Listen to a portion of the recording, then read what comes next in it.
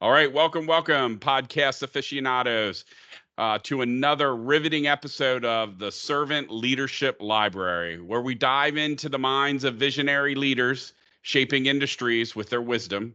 I'm your host, Nicholas Paluco, the brains behind One to One Incorporated, your go to IT solution provider.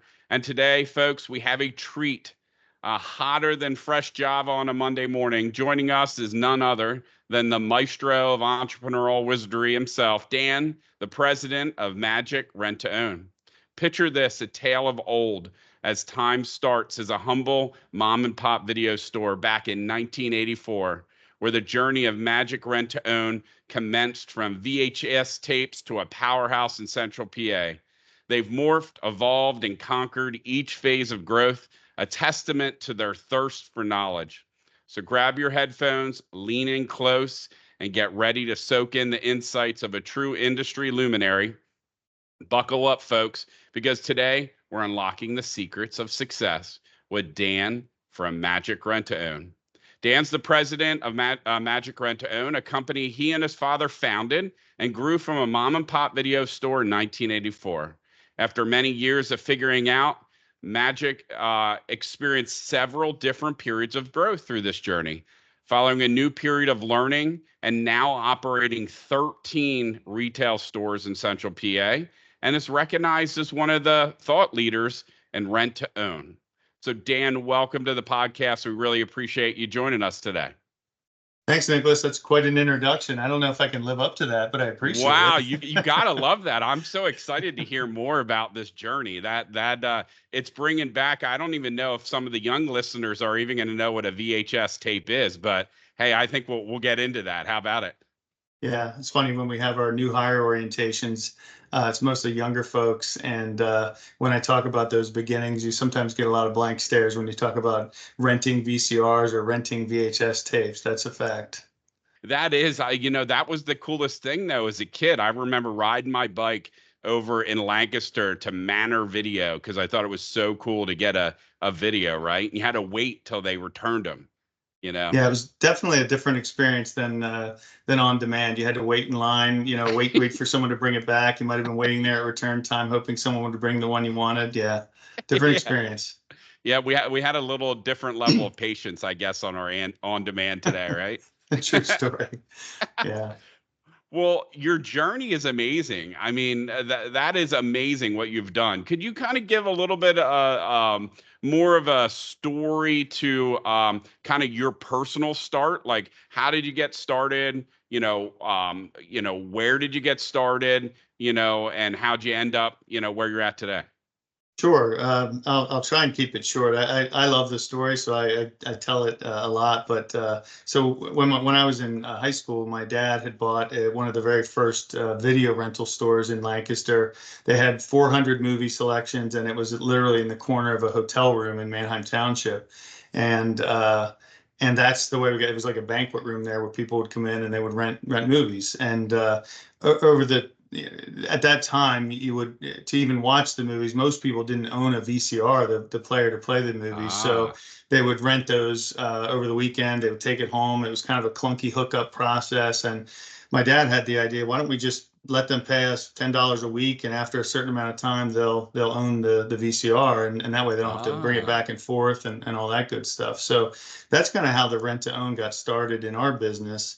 And then, over the years, as I went through college and graduated, I started to see that we had, in each of our stores, which we grew to 5 stores, we had, maybe 20 or 30 different VCRs out on rent. And that was a steady income while the movie rental mm, business was really up and down. And, competitors were coming on the market. They were all over the place, if you remember at that, back oh in the yeah. 80s and 90s. And so that was kind of a steady income. And we were struggling. There were so many competitors there. We struggled with the video business, but I saw the opportunity to rent other things. So Mm. I started buying. I actually went out and got a credit card. I wouldn't recommend this, but at the time, banks were not lending to people in our business. So we I got a credit card and went out and bought some small stereo units and small color TVs and things like that, and just started renting those on rent to own as well. And then over time, I got more and more credit cards, and I got my brother involved and his father-in-law, and they loaned us money to just keep going with this rental business. And over time, the rent to own business kind of dwarfed the video business to where it was really the main Wow. business. But it's kind of a funny story. My wife, who I didn't even know at the time, was one of our customers in one of our stores. And she, after I met her and we got to talking and realized she was a customer, she said, "Yeah, I thought it was so funny. I would go in to rent a movie, and the outside of the store was lined with movies, and the inside of the store was washers and dryers and living room sets and things like that. So it was a real mom and pop, old school setup, but it did the trick." I love it. That's great. You would fit really well in our business, right? Because we're in the IT business. And so you have all the history of what IT is now starting to move into hardware as a service, which is a fancy name for what you've been doing for the last, many years, right? You Yeah. know, rent to Yeah. own. That is amazing. So where was the first store was in Manheim Township, you said? Yeah, the first store was on Oregon Pike. It used to be called the Landis Valley Inn, and then soon after my dad bought it, we moved it over to what is still the Old Hickory, the little shops at Old Oh, Hickory. yeah, yeah, The yeah. hotel doesn't exist anymore. They replaced it with that strip center that's there, but the Old Hickory shopping center was where that store moved to. So that was our very Wow. first location. Yeah. Yeah, that's amazing. So I mean, that's a huge risk, right? Because you were buying the product and then you were renting it out. So does that mean that you carried that expense and hope that they would pay you to term? Is that how that worked back then? Yeah, it's really a trust business, and a Wow. relationship business. So yeah, we would put out at the time a VCR was $500-600, and we would collect $10 a week until they had paid us, you know, significantly more than our cost. But still, it took a long time to recoup that cost. So Wow. yeah, it was a lot of trust and a lot of relationships with our customers. Yeah. Hopefully you didn't have to use Vinny if somebody didn't pay your bill. No, no, that's one of the misconceptions of our business is if you don't pay, they come with a baseball bat. But nothing could be further from the truth for The truth. sure. I love that. That's amazing. That's amazing. Well, thank you for well, actually you had said you kind of went to school. What did you go to school for? And then get into the business. Yeah, so I was a student at Franklin and Marshall. I went for business administration. Okay. I definitely college for me was a growing up experience. I Okay. was a little I was a little immature coming out of high school, and I think I needed that rebellious year or two. So my first year at F&M was definitely not my most productive year of my life. But then, I was working in the business when I wasn't going to school, and I think through Mm, college and through the business together, I really grew up a lot. And I learned the one clear memory I have of a marketing class I had at F&M. The professor just preached never compete on price, have a better mm. product, and market your differentiation and explain why you're better. And then that's something that's always stuck with me. So we've always been, competitively priced, but we're not trying to win customers by being the cheapest. We're The trying to win cheapest. customers by being the best. Yeah, that's amazing. That's amazing. And from like growing up in your household, like was your dad always like an entrepreneur? Like it was that like ingrained in your head from day one, or how did that work?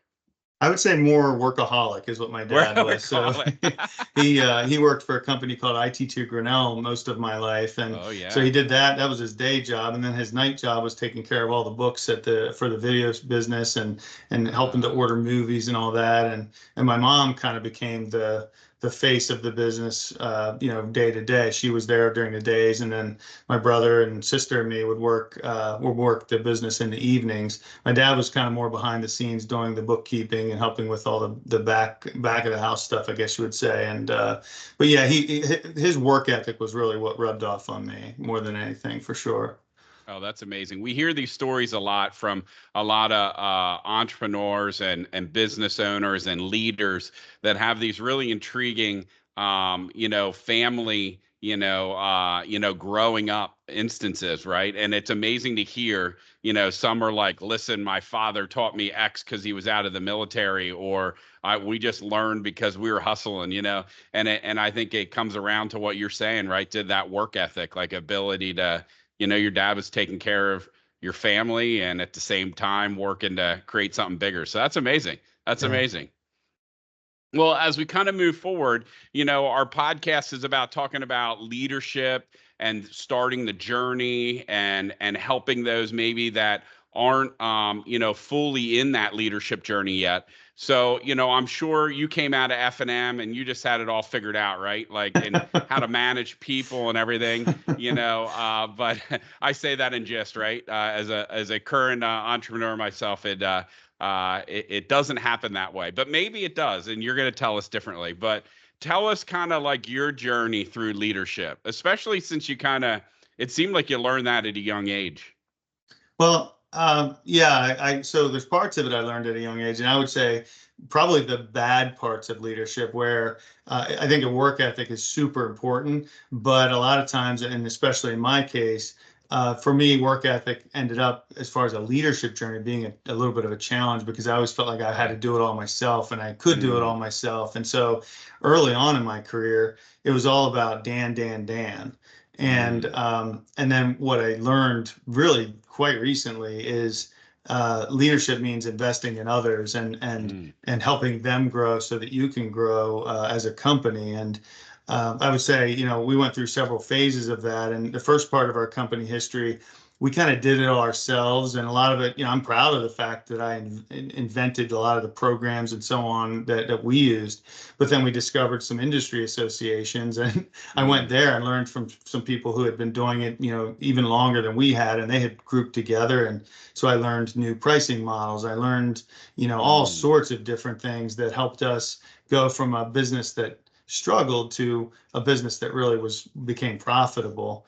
mm, And then a lot of those folks are the ones that well, I learned from them that, hey, here these are thought leaders in our industry sharing what they've learned and what they know with others. And I was like, wow, that's kind of cool. Why yeah, it would he? is. Because many times their competitors were in the room, but here they are Right. sharing their knowledge. And it's to me, a true leadership dynamic when you're willing to just Mm. share what you share, and whoever uses it, and it really helps everyone.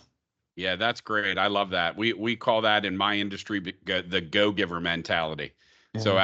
as we mature in our leadership, we then find that the biggest asset is giving back or go giving. Yeah, so that's great. That's amazing. As you've kind of walked through your leadership journey, we use this term of like servant leadership, right? What does servant leadership mean to you? Like, how do you define that? The way I define servant leadership is the idea that I'm giving selflessly to the people, whether it's in my company or outside of my company, and I'm teaching them what I know about leadership, and really, Mm, in hopes that they get better at leadership. And mm, I think that what goes around comes around, so to speak. So if I'm mm, investing in my leaders or even other leaders in the industry, then they're investing in their teams, and slowly but surely that just makes for a very strong company if you're talking about your mm, internal company. And I've kind of done that in our industry too, where I saw these thought leaders and I said, you know what, I want to be a part of that. And fortunately, I wow. had a couple people take me under their wing and mentor me, and then slowly but surely I've kind of stepped up and I've done the same. And I'm sure anyone who's been in this position, we all tend to have imposter syndrome, but it's really strange to me when someone comes up to me and says, wow, you've done so much for me over the years. And I'm thinking I'm the one Mm, that needs to thank the people who have done so much for me over the years. But yeah. but just as far as servant leadership, I just really believe in investing in those people in our company, teaching them how to lead, teaching them, what I've learned. And certainly so much of that is through podcasts and books and things like that. That's great. That's great. Do you have any kind of like moments or kind of decisions that kind of shaped your leadership, skills and ability? You kind of mentioned that a little while ago, right? Like you said that you went from kind of like a family-owned business more towards kind of like a growth-oriented company, and I'm sure that really stretches your leadership lessons, I guess. I call them lessons because every day I'm learning a new one. But do you have any areas that you could share with the listeners in regards to that? Like how Yeah, that evolved? we've had several phases, I would say, that the company went through. And the first phase was really we got to 4 stores, well, 3 stores, I should say. And those stores were running on all cylinders. I was very Mm. hands-on all 3 of the stores. We had, solid managers in all 3 stores. And then we opened our 4th store. And I think at the time, with my limited leadership experience and knowledge, that was one too many because cracks started to form and things started Ah. to really fall through the cracks, and our family dynamic, our family culture kind of started to fade away a little bit. Mm. And then we went through this phase where I kind of said to myself, well, I think we're a little too big for me, but we're not big enough to hire someone on to really oversee these stores. So we need to grow. And so we made a Mm. conscious decision to open several stores. And over a 2-year period, we opened 4 stores. And then we fell into an opportunity to buy 5 more stores Oh, literally right wow. after that. So we went from 4 stores to 13 stores in about a 2-year period. Oh, wow. And that, for me at least, I know people in the industry that open like 5 stores a year. I can't imagine. But for me, going from 4 stores with my limited leadership ability to 13 stores, it was incredibly overwhelming. And I think I overwhelmed our teams and I drove away Mm. some of the people. In addition, I kind of upped my expectations because I started to see some complacency in place. So during that same time Mm. frame where we opened all those stores, we also lost 4, 5, 6 of our key tenured people. So we ended up with a Okay. very, very limited staff. I was really struggling to hire and develop and so forth. And luckily, I got 1 or 2 key people on board that kind of were my support team, I guess, Yeah. emotionally and of course work related wise. And together this was I credit this. After we muddled through those 13 stores for a couple of years, I got some really key leadership team members on the Mm. team, and we I credit Patrick Lencioni for a tremendous amount of our recent success over the last 7 or 8 years. I read The Advantage Oh, yeah, literally. that's a good one. Yeah, I had it on audiobook, and I listened to it in my car probably 7 times in a row as I was driving from store to store and pulling all my hair out. You can see I was successful there. And I listened to it again and again and again, and then I had the print copy, and I I needed to have that in my organization, and I realized that what we had now was not anywhere near the family business that we started out as. Mm. And so I formed our leadership team. I had our very first ever offsite meeting, and we just went through, essentially we went through the formula that the Advantage puts Mm. in place, and we established quarterly strategic planning meetings. We established key metrics, core values, and then we started running our company on that dynamic. So Oh, in that's today's great. world, everything we do is based on our core values and based on our mission and based on our quarterly offsite strategic goals. And it really turned us back into that family business, even though it's 100 people at this point. It's a 100-person Wow. family. Wow, that's amazing. And for those that don't know who Patrick Lencioni is, he's the one that wrote The Advantage, Five Dysfunctions of the Team. So that's great, Dan. Many Patrick's piece is always about like until you build trust, you really can't build anything else on top of it. So it sounds it sounds like you kind of went through a lot of like growth and learning through that period of time. Help me out. You kind of said that you had lost some people during that time, and that's got to be hard, right? But it sounds like it was it somewhat needed to get to the next level, or can you speak to our listeners about that? Because a lot of times listeners that are new, what we call like level one leaders, they get really upset about like the what we call the leading part, right? Like the leading and managing, people management sometimes, right? And so can you kind of guide us through that a little bit more? Yeah, and I can tell you, even after doing this for so many years, it's still one of the hardest things to do is to have to let someone go or to lose a longtime person, even if they end up quitting of their own volition. But it's Mm. also sometimes what you really need. So, in our case, we had people that I mentioned earlier, were complacent.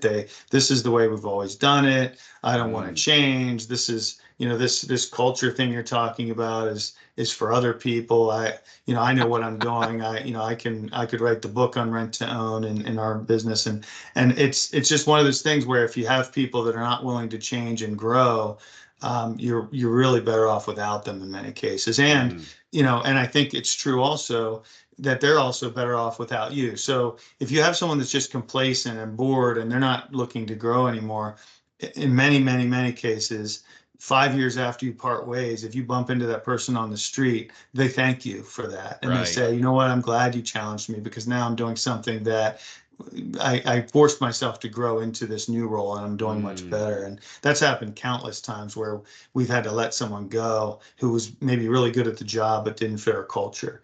And mm, 9 times out of 10, the relationship you have with them outside of that working environment improves because they're happier now. And of mm, course you're happier. And so many times you lose, like in our case, we might lose a store manager that's become complacent, and almost immediately when that person goes out the door, you hear from their staff how they hadn't been doing X, Y, and Z, and they hadn't been mm. training us, and they hadn't been teaching us. And since it's really in our culture to to train people and to teach people leadership and to have them grow, it feels good, honestly, after you let someone go and then you see that growth happening again. Happen.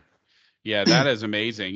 Another piece to that, you talked about what we call letting go of the vine, right? So you said, or correct me if I'm wrong, but you're like, man, when I hit 4 stores, like I just couldn't do it all on my own. And at some point we grew, and it seemed like it seemed to be a checkpoint that you're kind of measuring, that it was like I had to kind of let go. Like, how did you do that? Like, that's got to be hard, right? It's your baby, you've developed it, you created it, and now it's kind of like growing up, and you have to let it to someone else. How did you overcome that?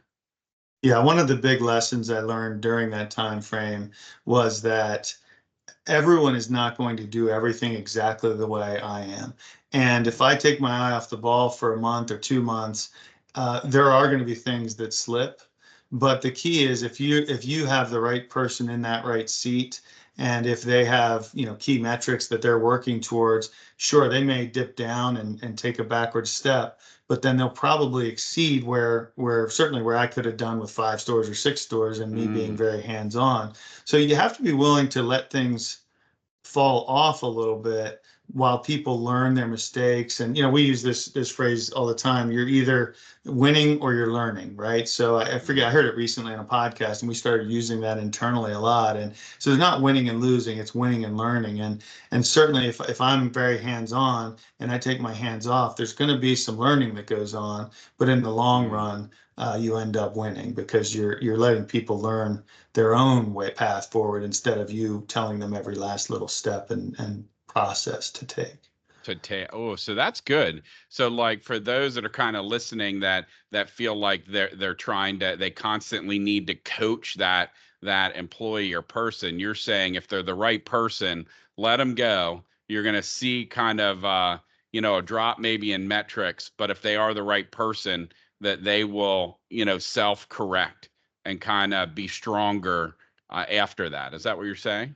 Yeah, I mean, I think you definitely have to have guardrails on, and you have to have those goals in place. And if they're not hitting the goals, talk through, hey, you know, what's the problem here? What can I help you Mm, with? Can I answer any questions for you? Is there something that maybe we're not seeing? But more, rather than me telling them what to do, asking them how I can help them, mm. self-correct. So where do you feel if you were still in the mentality of telling them what to do, where do you think you would be in your business today? I would probably be in an asylum somewhere, but certainly not more than, I don't think I could have done more than 4 stores. I think I Wow. probably would have dropped back down to 3 stores actually, because we had 3 very high performing stores that I loved and we did great with. But there's when you at that point it's probably 20 people plus or minus. I don't think I can directly hands-on manage more than 20 people. Mm. I think 20 is probably even a stretch, and that's probably where I was at that point. Wow, that's amazing. So talk about that time that you built this leadership team, right? I mean, that takes a lot of leadership just to build that as well. Yeah. Can you share with the listeners how you went through that process? What were your expectations? Everybody thinks, hey, I'm going to add a leader and tomorrow everything's going to be fixed, right? Or I hear that sometimes, right? Like, it takes time. Yeah, it takes a lot of time and it takes a lot of hands-on work. And again, for someone like me who is uncomfortable with redirecting, the team dynamic really helped because what Mm, I did is I had these people were already in my company, but I identified these as the people that I know were had growth potential. So they okay. came from kind of random areas. I think there were, and it's been, about 8 years, so my memory's a little stretched, but I think we had a store manager who was a top performing store manager. We had, our accounting guy. We had our marketing leader. We had our who is now our CEO, but at the time he was Wow. a district manager in training. He was a new hire that came to us from the grocery business. And so we had, I think, 6 folks on the team. And I brought them in because I knew they would be high performers. I knew they weren't people that were going to say, this can't work, Mm, we can't try this. And it was a situation, just again, just like Lencioni talks about, we had to build trust. And while the first meeting I felt was a great meeting, and everyone talked about how great the meeting was, that trust took a long time to build. So right. every quarterly offsite, we worked on building trust I mean, we still do at every meeting, but it probably took us a year before people were just really willing to raise their voice a little bit and disagree. And we love that term, disagree and commit, where we all put in our most vocal criticism or suggestions or thoughts, and then the best idea wins, Mm, instead of me saying an idea and everyone's like, oh, Dan, that's a good idea, great job, because there you're not getting their input, and you want right. them to criticize the ideas. So Right. it's taken us, again, we still work on it at every offsite meeting, but we get better and better and better at it all the time. Wow, that's amazing.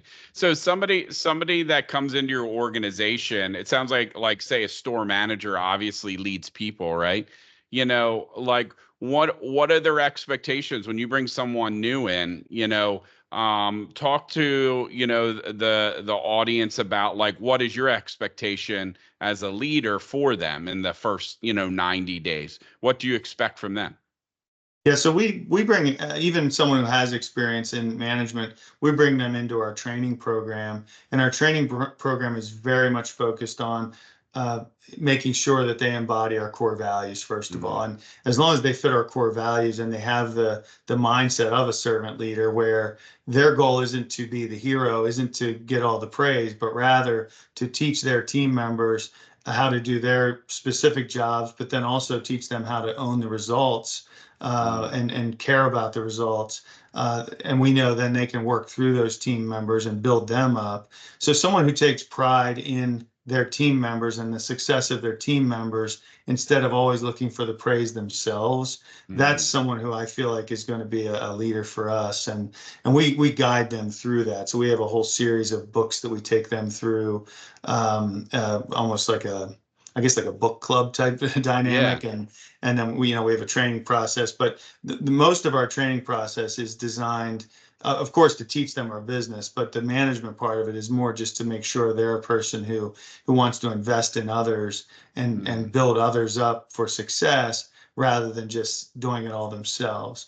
The thing we found in our stores is a store manager can carry a store on their shoulders, so to speak, to a mm. certain level, but once you get to that certain level, you just can't be that micromanager. And if you want to get to double that level, which is where many of our stores operate, you Yeah. have to have that leadership team dynamic where we have the leader of the store, but then he or she works through assistant managers and then they work through their team members. And that's how we've achieved the success at our largest volume stores, is just that leadership team dynamic in each store.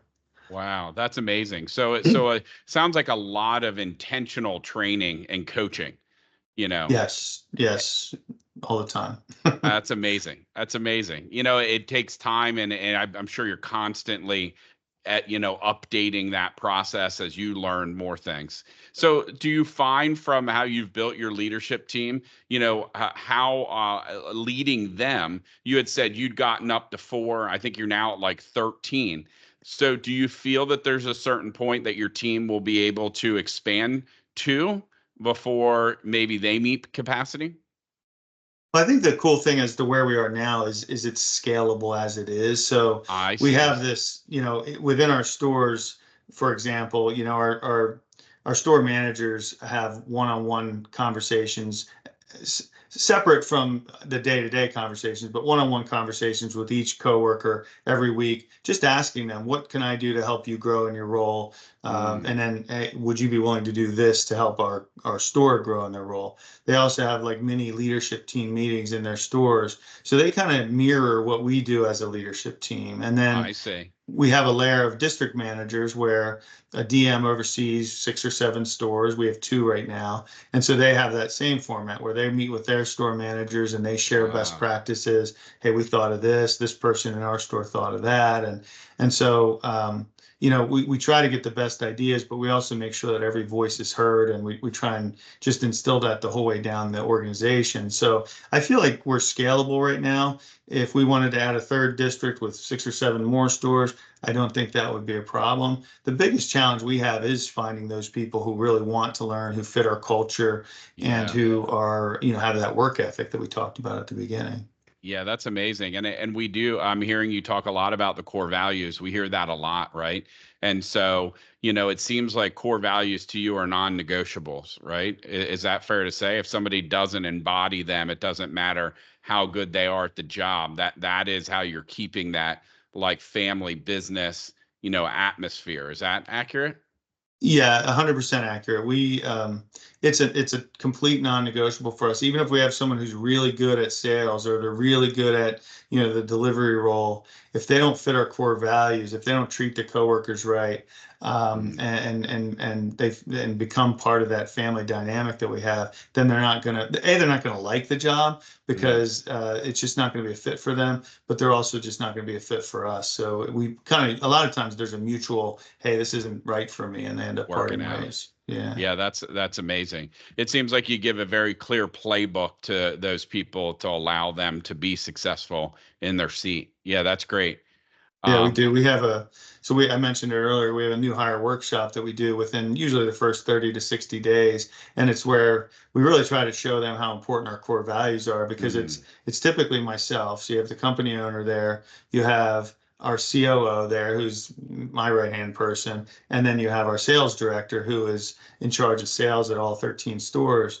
And so really three of the they call us uppers, although I hate that term, but three of the leaders in the company there, spending our entire day working with 3, 4, 5 new hires. wow, We spend the whole day really focused on our core values, giving examples, asking them for examples, and we cover other things too. But the primary focus of the day is the core values, just to make them understand how important it is. that's amazing. That's amazing. Let's switch gears to servant leadership and a family business. So we have a Okay. lot of family businesses in our area, right? I'm sure that can be challenging. So, talk to us a little bit about that family dynamic. You talked about it earlier, right? Yeah. I think you have some family members in the business or had been in the business. How does that play in with kind of a growth organization? Well, it can be really challenging, and at different times in the business, primarily throughout our business, my dad and I were partners.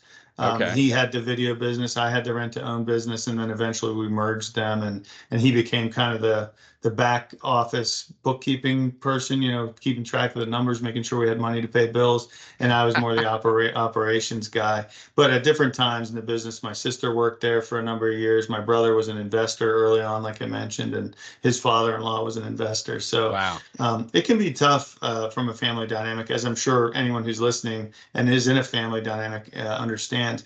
The challenges my dad and I had were really two different people, obviously, right? So he was very blunt and said it like it was, and wouldn't beat around the bush. And I'm probably too far the opposite way, where I sometimes am not blunt enough, and I beat around the bush too much. And so We definitely were at odds many times in how to deal with situations. And I joke about how he was kind of a seagull leader where he didn't want to be involved in the operations. He didn't want to know what we were doing.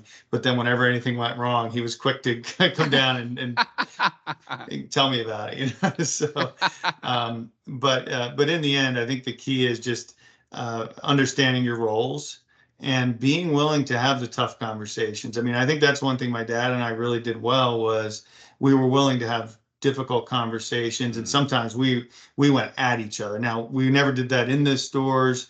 We never did it in front of people. Well, sometimes in our office we would close the door. I'm sure people heard it, but usually it was at one of our homes, and one of us would, usually it was me, would tell him what I wasn't happy about and why.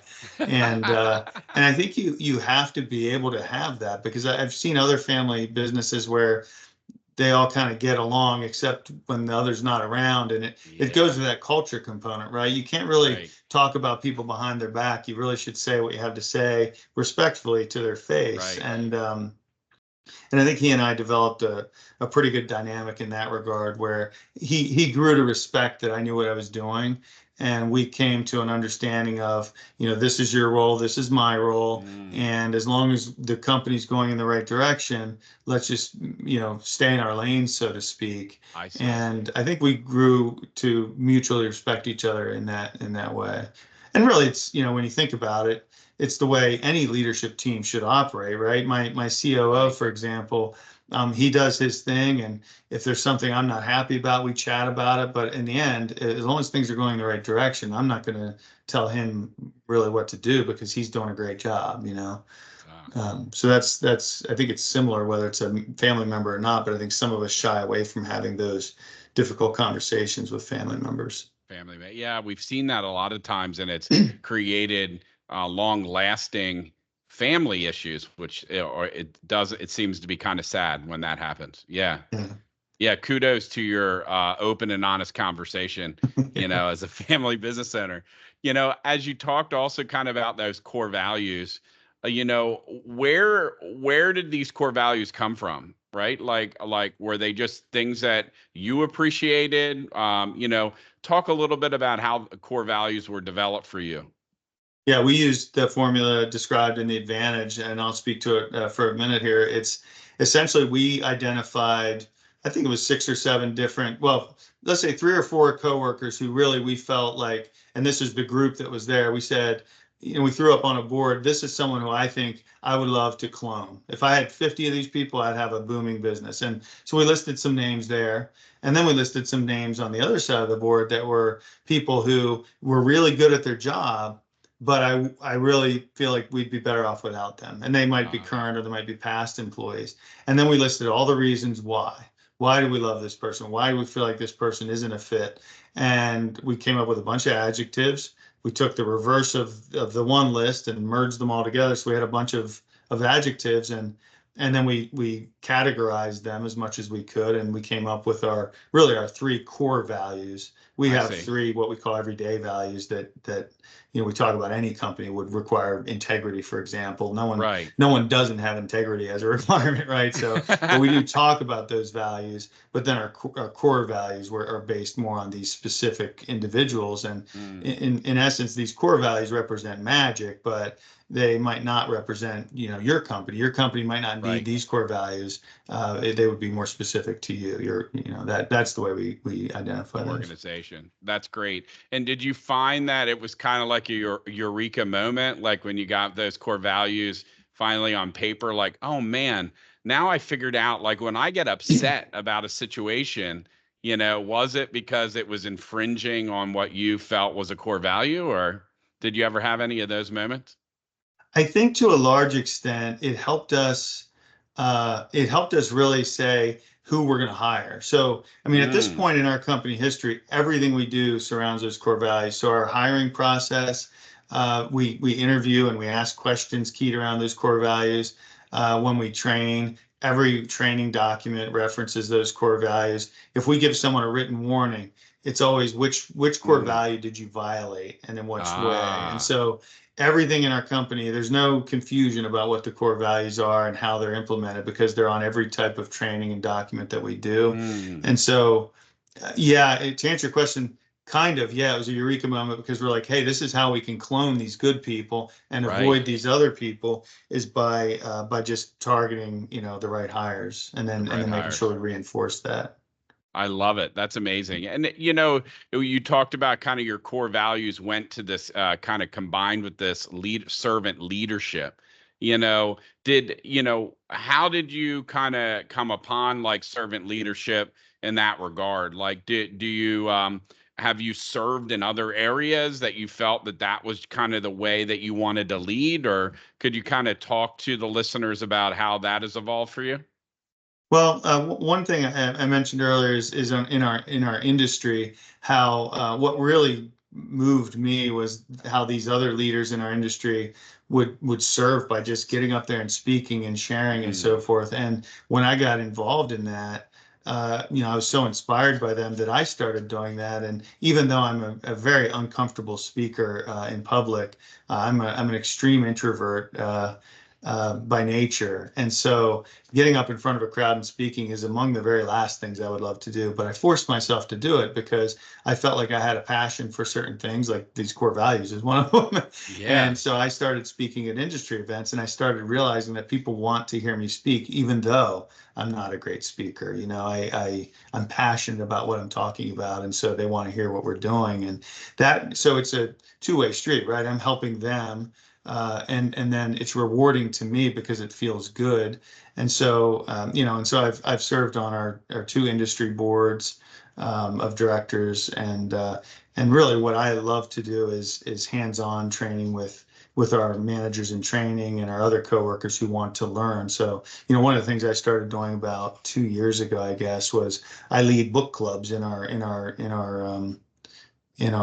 company where I just invite anyone who wants to read a certain book and we read three chapters Mm. a week and then we do a Zoom meeting where we just talk about what's your biggest takeaway from chapter one, chapter two, chapter Mm. three, and then I share my insights with them on what they've said, or I don't typically disagree with what they've said because that's what they took away, but I might apply it to a real life example that maybe I know about in their life or in the company's life. And so things like that I absolutely love. And what's cool about servant leadership is when you give, it just makes you feel better, and it always comes Yeah. back around. Right. It's almost selfish because it feels so good that you want to do it more and more. I love that. That's well said. And when you're kind of executing a kind of servant leadership, how do you balance like the needs of the employees, your customers, stakeholders, and still kind of maintaining that servant leadership and core values? Like, how do you balance that? How do you find ways to balance that? Well, I think for me, when I'm investing in the leaders of our company who are up and coming, and even new people in our company who want to be leaders, I just think it's a win-win because they see me investing in them. They Mm. want to then help their coworkers. They want to, and one of the things about our core values is when people embody our core values, they want to help our customers. One of our core Mm. values is we serve others, and Mm. so that's the one probably that people brag about the most, right? I love So, that. we have so many stories that are shared by our coworkers about serving others, and that's infectious, right? So, Mm. whether it's serving another coworker or whether it's serving a customer or even a stranger on the street that they run into. I can't tell you how many times our delivery specialists will be out on the road and they see someone changing a tire or whatever, or they see someone with a flat tire and they pop out and change their tire for them, things like that. They just are constantly talking about. And for me, having a company full of people who that's the thought in their mind, it just feels really good. Oh, that's amazing. That's a great story too, right? Like that they're jumping out to help someone else. That's amazing. Yeah. And it's a Yeah. common one. It's not like a one-time thing. It just seems like every time you turn around, that's the story you hear about. And just so many different things like that. But that's a pretty common one we hear. I love it. That's got to fill your heart, It does, just yeah.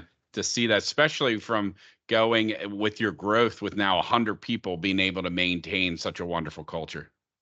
Yeah, and the thing is, like, that doesn't come directly from me, right? That's one of the reasons I know that our culture is in place, and I know that our store managers are spreading that, again, the servant leadership, where they're teaching our core values. They're teaching the importance of serving others and owning the results and doing whatever it takes, which are really our three core values, to everyone. So everyone Mm. in their store is embodying that. And so when you hear those stories from someone who I don't even know that well, I pretty much know everyone in the company a fair amount, but sometimes you don't bump into the delivery specialist because they're on the road when you're in the store. But to hear that from someone who I'm not even that connected with, but they're so connected with their store and our culture, then you know that the servant leadership is working because it's spreading throughout everyone.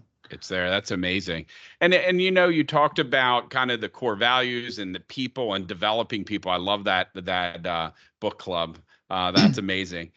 How have you identified up and coming leaders? How do you what are the qualities? What do you see in them? What allows you to kind of connect that you are like, wow, it's worth putting some time into these people because they have the ability to lead. That's a really interesting question.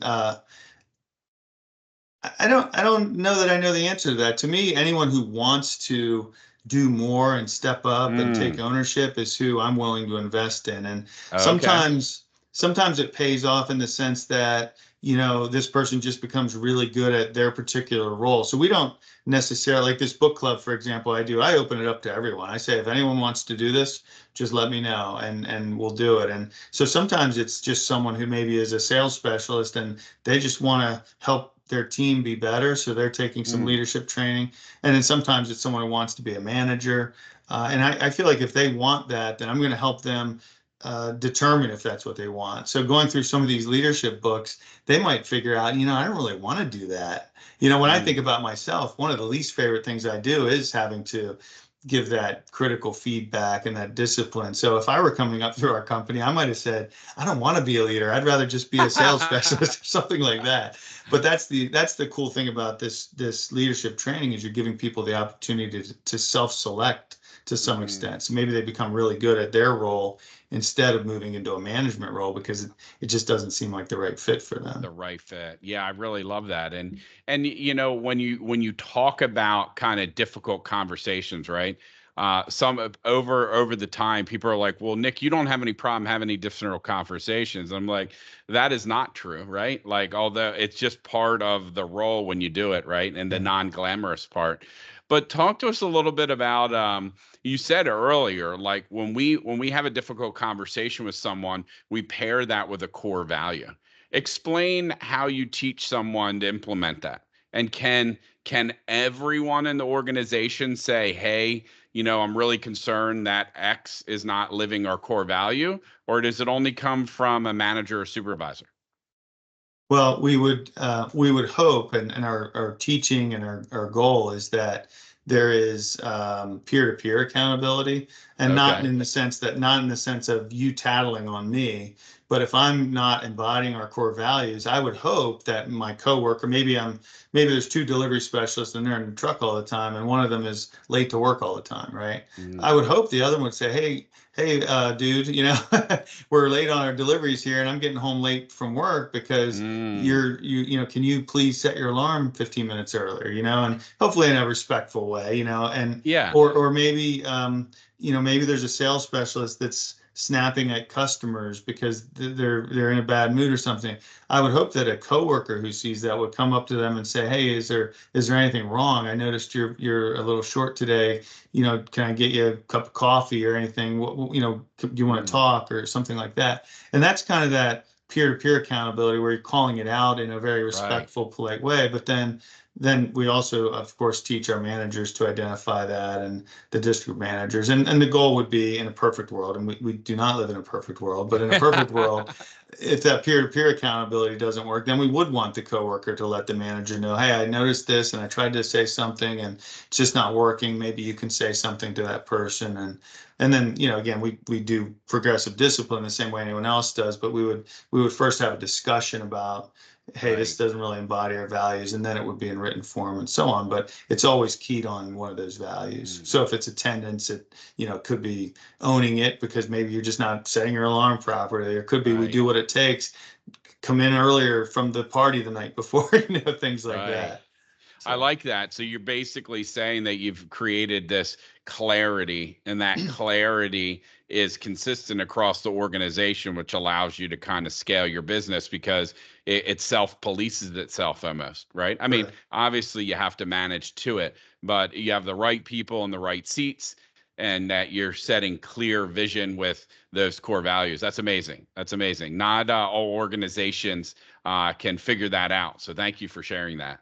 Yeah, that's Yeah, and amazing. like I said, it's certainly our goal. I wouldn't say that in every store that exists in every case, but that's our goal and that's what we work towards. And I think in most cases we do a pretty good job. And it's one reason why, after 10 years since we've opened a store, we still have 13 stores because we focus so much on enhancing the quality of our people. And so we've grown a lot internally. Those stores have almost Right. doubled in sales volume Wow. since that first meeting we had, that first offsite meeting we had about 8 years ago. And so we feel pretty good about that because we were kind of flat before that for a couple of years. And but that's what we've been doing, is just working on making sure everyone fits those values and is teaching that and helping each other. I love it. I love it.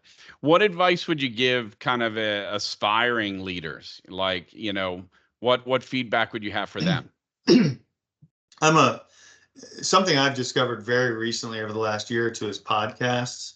And Ah, I just, whenever I don't work out every morning like I would like to, but I do a very lame workout most mornings. And when I do that, it's about a 45 minute thing. I'm constantly listening to just a rotation of different podcasts. And I think that's huge. Almost every morning, I'll text the podcast I'm listening to someone, right? Hey, you got to hear this ah, because of XYZ. And so again, that's why I try to help people that way too. I heard this and I thought of you, so I thought you might want to listen to it. oh, But then that's also nice. reading. I tend to be an audiobook guy, but lots of great books and podcasts out there that really teach you. But the thing about podcasts is you're actually hearing it many times from a well-renowned leader who has done this for so many years, and they're just so knowledgeable, and it's really what Right. they live. So I like that a lot. Yeah, I hear some consistencies with you, about, you're constantly learning, right? Like it's every day you're learning something new, and you're kind of filling your cup to be able to then lead the rest of the team. And I think that's really important, focus that you're giving us there, is because, some people that are trying to get into leadership think it's kind of like I've arrived, right? Like I'm here. And it's really when we say a journey, it's, if you want to be a good leader, you're constantly going through this journey, and it's definitely, from my experience, not a flat line. It has a lot of ups and downs, right? Yeah. Yeah, and there's a lot of emotional ups and downs. Yeah, and I think that's the biggest mistake you can make, is say that I'm the leader, so I don't need to do this anymore because everyone works for me. Even as the company owner, I think I've done more learning in the last 5 years, 7 years than I did in the rest of my life combined, and I've owned the company the whole time.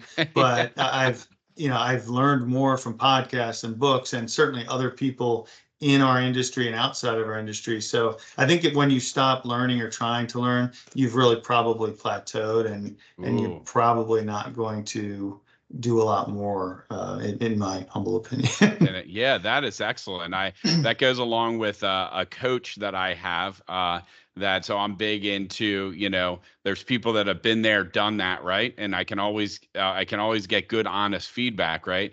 And he said to me the one day, I said, "Man, I'm constantly kind of, thinking, are we doing the right thing? Are we moving in the right direction? Are we doing this?" And he said, "Hey, listen," he goes, "the day you stop that is the day that you need to wrap up what you're doing."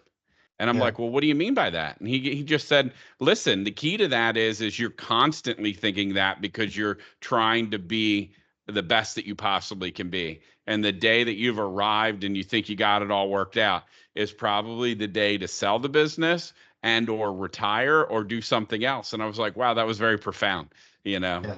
Yeah, it struck me, or maybe it just struck me at the right time, right? No, I think that's great. I think the day that I don't feel like an imposter in whatever leadership role I'm in is probably the day that I should retire for good, because it's part of who I am. And I know everyone doesn't have that, but it seems like almost every leader I know has imposter syndrome. So that's Yeah, the other thing I would say to your listeners is, if you feel like you don't deserve what you've earned, you've probably earned it, and just keep working yeah. hard and trying to better yourself and to give to others, and that it comes back around. But you probably always feel that imposter syndrome if you do All the today. time.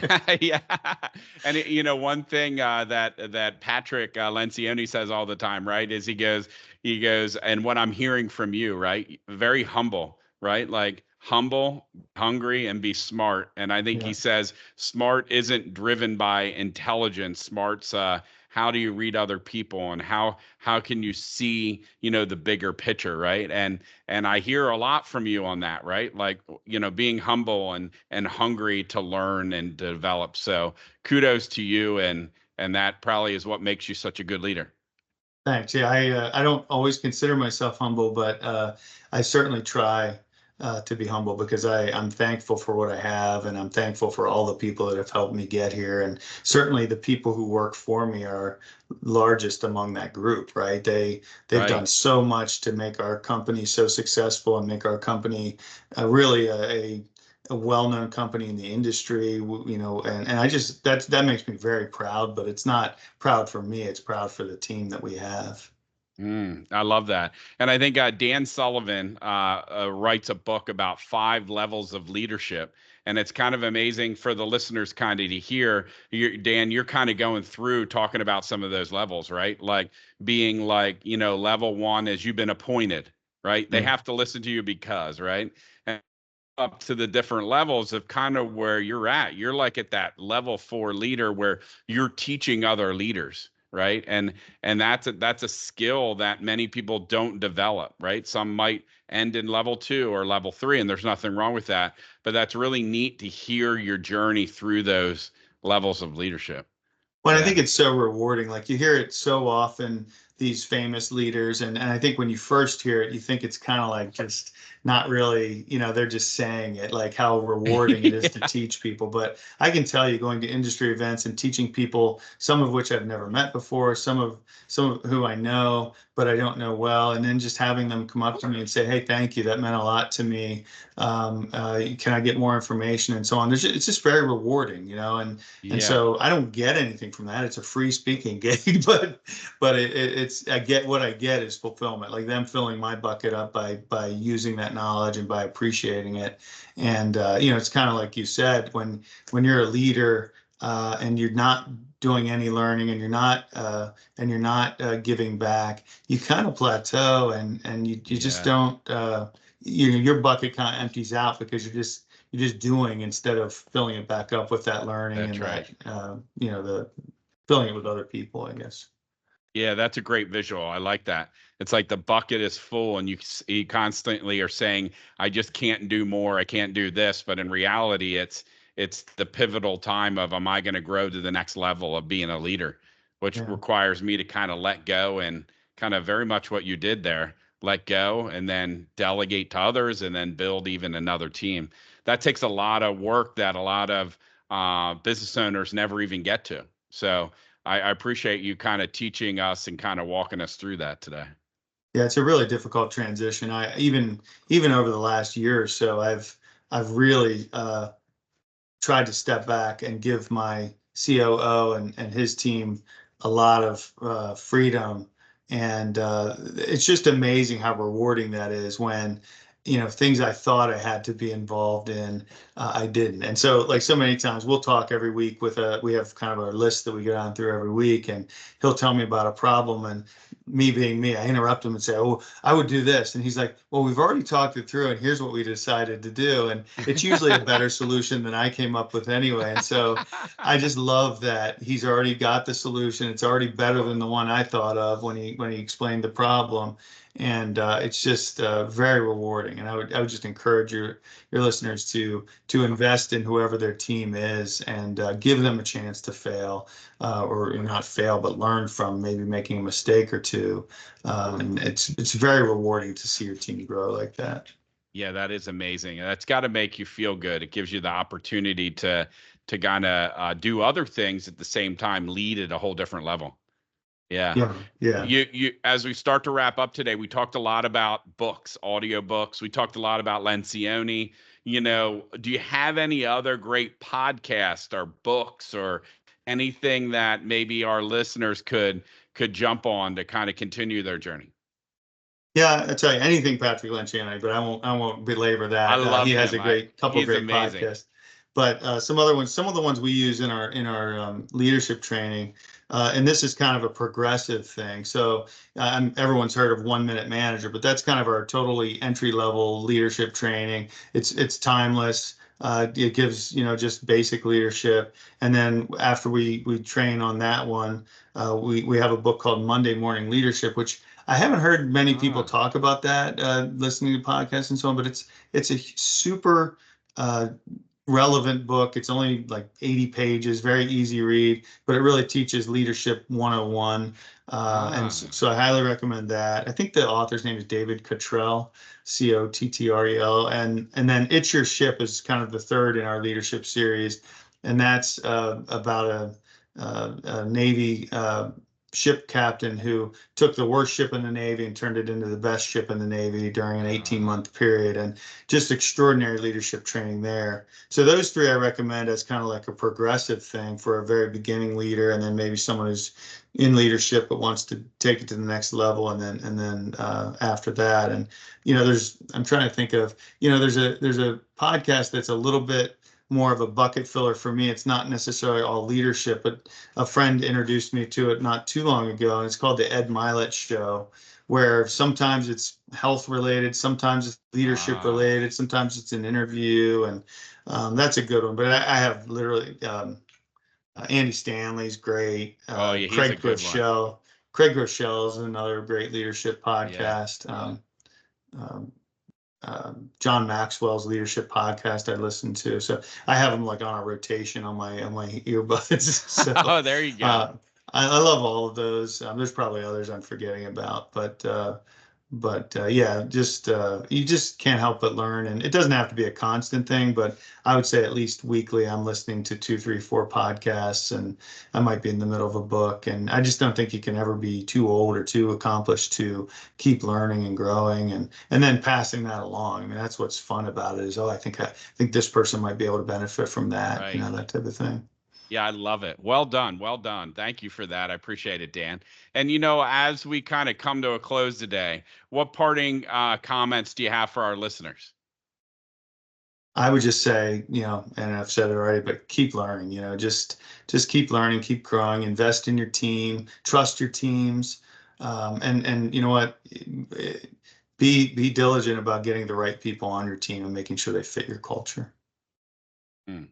I love it. And there you have it, folks. Another episode of the Servant Leadership Libraries in the books, courtesy of your host, the most Nicholas Paluco, CEO of an extraordinaire and leader of One to One. A massive shout out to our guest and of honor today, Dan, the president of Majik Rent to Own, for gracing us with his wisdom and his wit. For humbling beginnings to industry titan, Dan's journey is a testament to the power of perseverance, innovation, and yes, you guessed it, servant leadership. So whether you're scaling mountains of business challenges or just trying to keep your office fern alive, lead with heart, serve with humility, and never underestimate the magic of rent to own. Until next time, dear listeners, keep those servant leadership torches burning bright. And remember, the library is always open for one more tales of triumph and transformation. Stay classy, stay curious, and keep leading the charge toward a brighter, bolder tomorrow.